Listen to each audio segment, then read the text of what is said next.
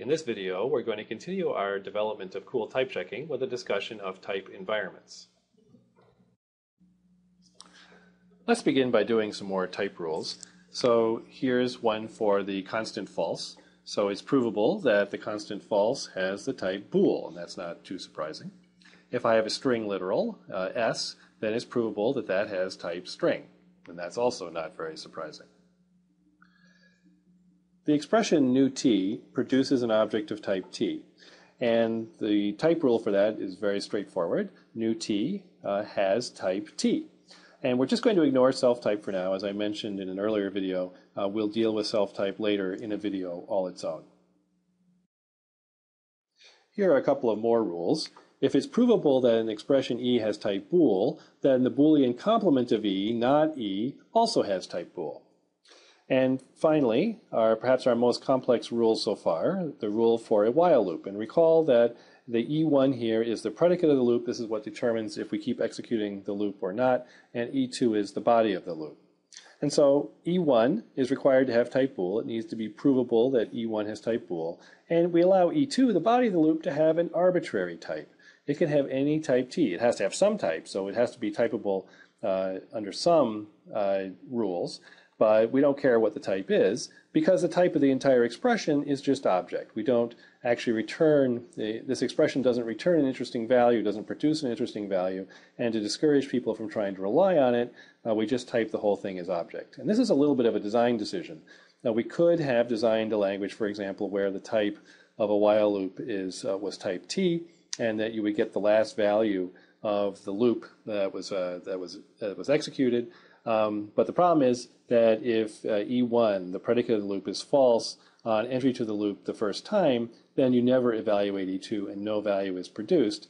And in that case, you would get a void value, which if somebody tried to dereference it, would result in a runtime error. And so to discourage programmers from relying on the loop producing a meaningful value, we could just type it as object. So far, it's been pretty straightforward to define reasonable type rules for every construct that we've looked at. But now we actually come to a problem. Let's say we have an expression which consists just of a single variable name, and that's a perfectly valid, cool expression. And the question is, what is the type of that variable? Call it x.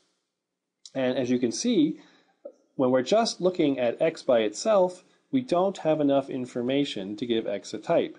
This local structural rule does not carry any information about the type of x. And stepping back one level, inference rules have the property that all the information needs to be local. Everything we need to know to carry out the function of the rule has to be present in the rule itself. There are no external data structures. There's nothing we're passing around here that's on the side. Everything has to be encoded in this rule, and so far at least, we just don't know enough to say what the type of a variable should be.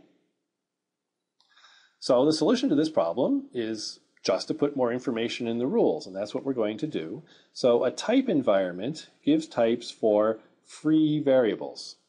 So what is a free variable? A variable is free in an expression if it is not defined within that expression. So for example, in the expression x is free. In the expression x plus y, well, here this expression uses both x and y, and there's no definition of either x or y in that expression, so x and y are free in that expression.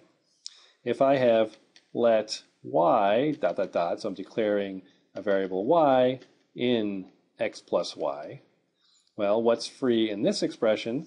Well, this expression uses x and y, but the use of y is governed by a definition of y that occurs within the expression itself.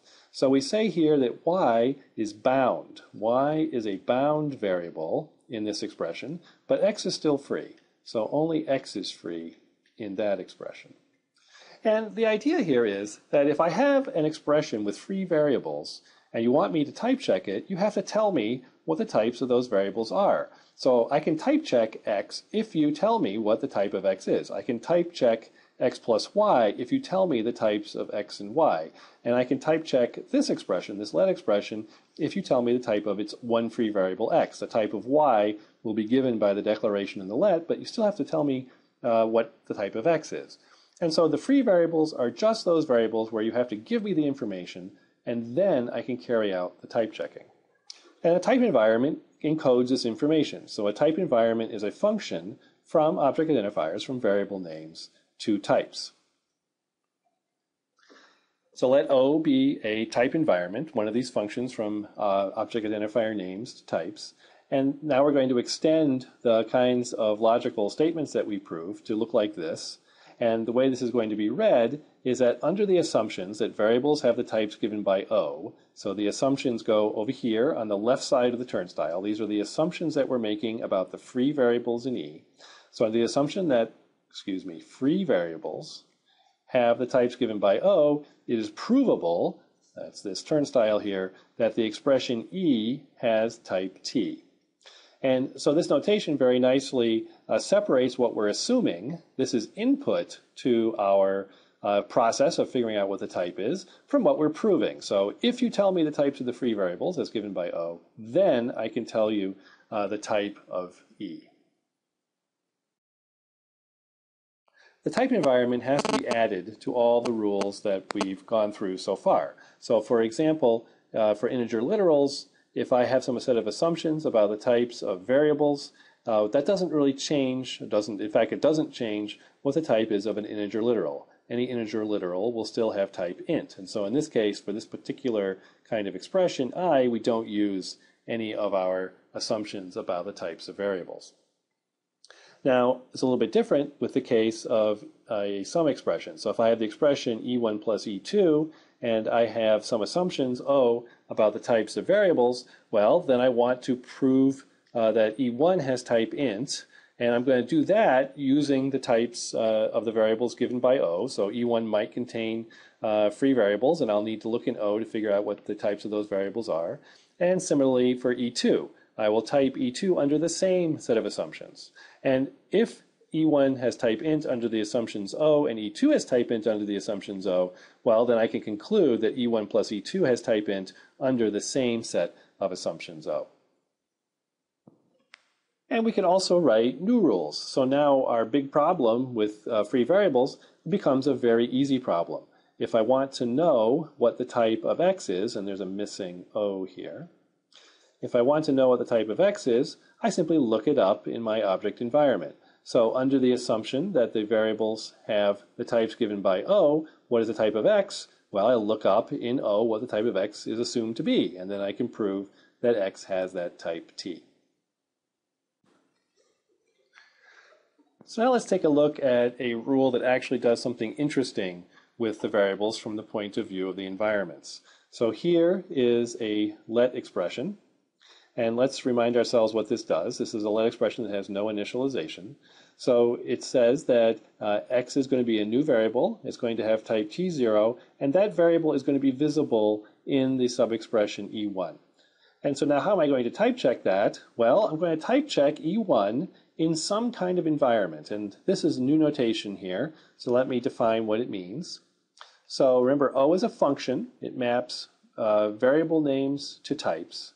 And O, t slash x, this notation here, is also a function.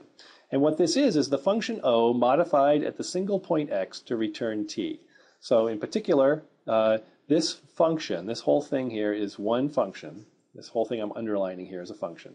That applied to x returns t. So that says that this set of assumptions says that x has type t. And for any other variable, if I apply it to some other variable y, where x is different from y, well, then I just get whatever type y has in O. Okay? So what this rule then says is that I'm going to type check E1 in the same environment O, except that at point x, it's going to have the type T0. So we're going to change just the type of x to have type T0, because that's the type of the new identifier that's bound in E1. And all the other types will be the same. And using those assumptions, I'll try to prove that E1 has some type. I will get a type for E1, and then that will be the type of the entire let expression. Now, notice something about the type environment. What this says is that before we type check E1, we need to modify our set of assumptions, modify our type environment to include a new assumption about x, then we type check E1, and then, of course, when we leave type checking E1, we're going to remove that assumption about x, that new assumption, because outside of the let, we just have the original set of assumptions O. And so I hope that that terminology and that description reminds you of something we talked about earlier, because this type environment is really implemented by the symbol table. So in our rules, the type environment carries around the information that will be stored or is typically stored in the symbol table of a compiler.